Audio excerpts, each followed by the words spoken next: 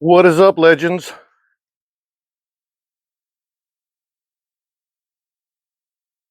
Johnny here. Today we're having one of my favorites, the Padron 1926 Maduro. Uh, it is gloomy, sprinkling off and on. Starting to get a little warm though. Can't lie. Starting to get a little warm. Enjoying my coffee in my kitty hot cup. That was my old ship. It's a little hot. Ugh. Let me move. I move a little bit. Don't get so much of my big belly in there, in the frame.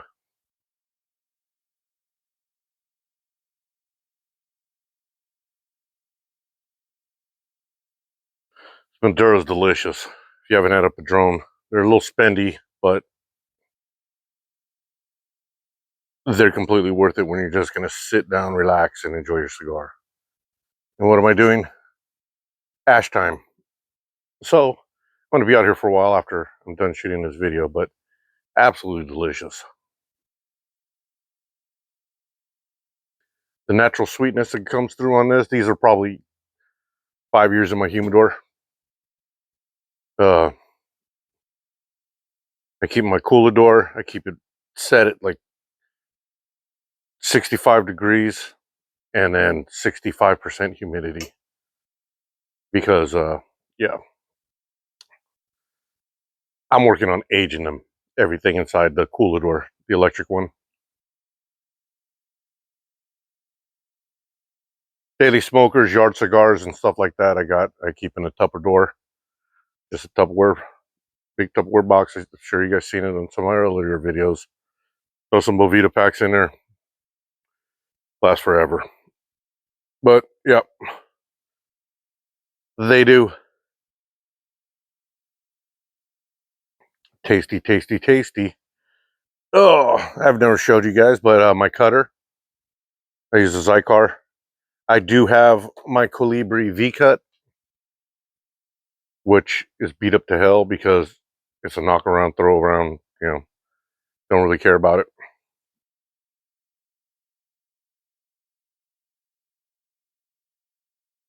Phenomenal.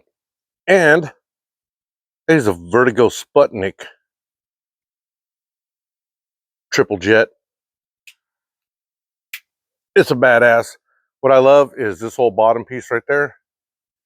That's the flame adjustment dial. So you can dial that puppy in. But we're not here to talk about cigars.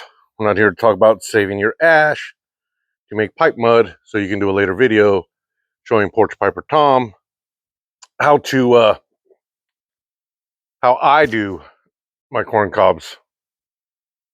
I don't usually cut them. I usually burn out my shank first and then I'll mud them after that. But I got one, I said in the previous video, that it came out. So I'm just going to go do that one once I get enough ash. But what we're really here for is my top 5 of 2025.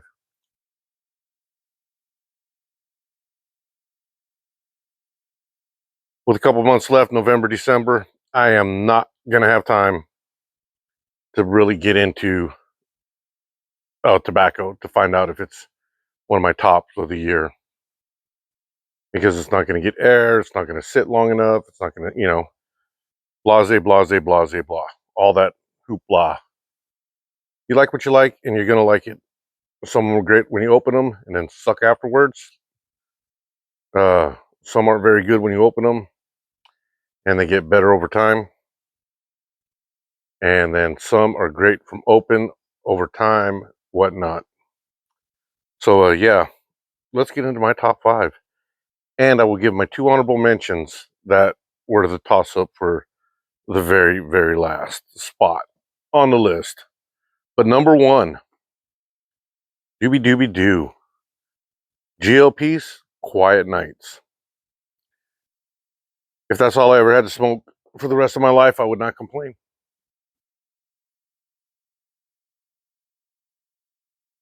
Hell, I'd voluntarily smoke that the rest of my life and not complain. Never buy another tin of anything again. I could care less after smoking that. It's absolutely phenomenal. Not going to get into the blends and everything. Y'all can look that up on your own.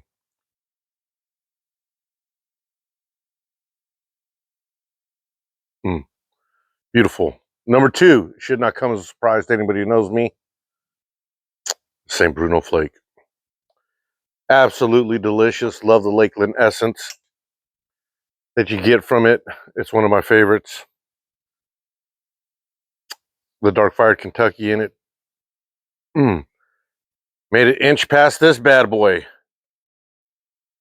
My Sammy G Best Brown Flake. Love the Lakeland essence in that. It is freaking absolutely delicious. But that St. Bruno with that Dark Fired, just awesome. Sorry about that little slurping action. My coffee's piping hot.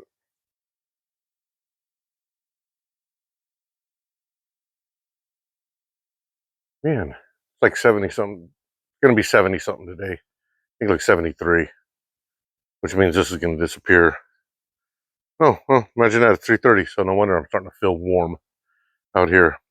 Okay, but back to the top 5. Coming in at number 4. Number 4, folks. None other. Jonathan Hogarth's Black Irish Twist. Now, I did not smoke any of the Bosun's Plug, so I don't know to compare it to that or not. I was waiting. That's going to be one of my first smokes of next year.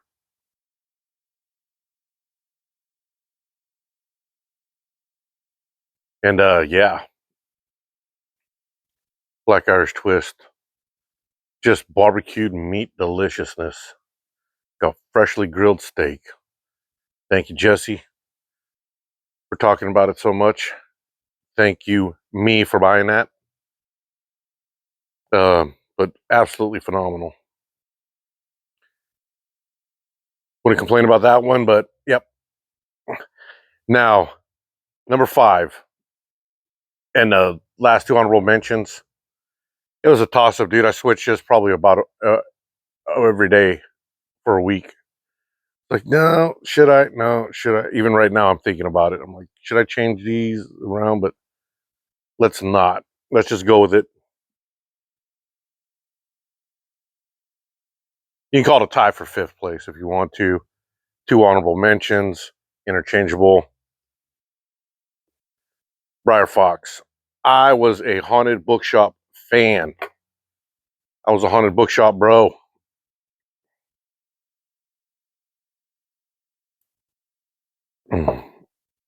And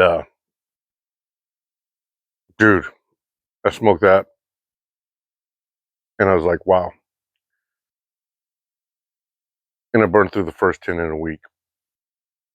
1 week. 1 week. It was all I smoked. 3, 4 times a day. Sometimes 5.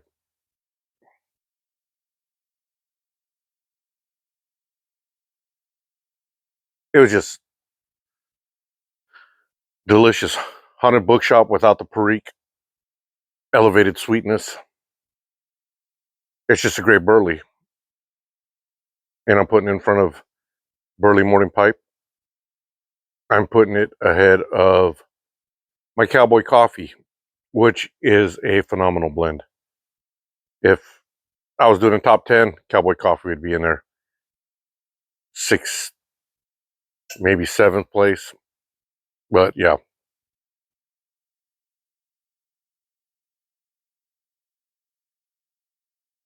But man, that is just a good burley. And it's that sweetness that takes it. So this one, I gave a little mixed reviews. Cloud Hopper, my first honorable mention. The more I smoked it, the more I fell in love with it. And the reason I put it in my top 5 is because it's immediately I was like, But the more I smoke it, the more I enjoy smoking it.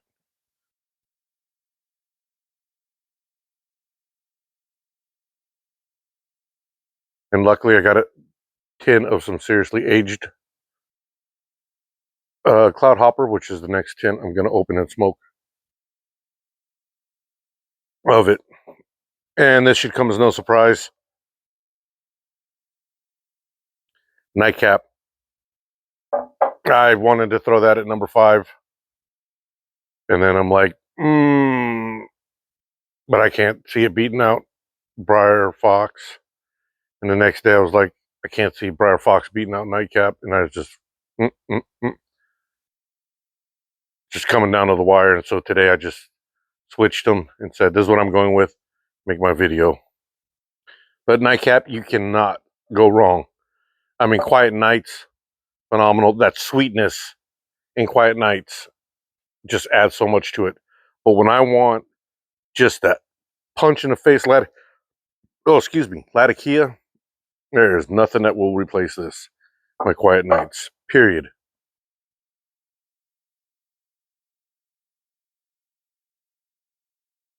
Now, I made this specifically with production blends because there is some out of production blends that would, my top 5 would never change if I could put my non-production blends in there. And I'll tell you what, 2 of those would not have made the list. Maybe 3. Maybe 3. But for sure, 2. Or if you're German, 3.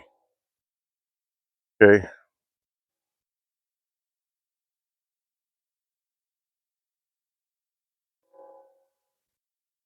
I'm about to get off this friggin' video so I can get busy. I'm going to try tonight. Couldn't do it last night. Too much was going on. I really want to make that video on bowl coatings with honey. I know Jonathan did one where he just lines his with honey and packs it and smokes it. That's not how I do it and stuff. I do it completely different and stuff. So, yeah. And I know Corey said he wanted to see that. Captain Meerschaum.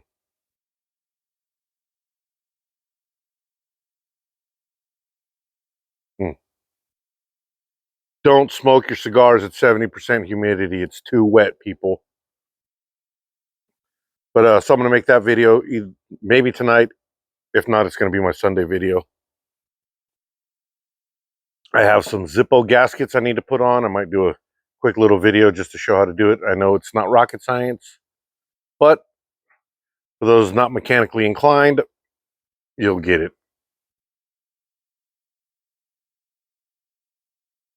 All right, folks. Everybody stay smoky. And until I see you in the next one, adios, amigos.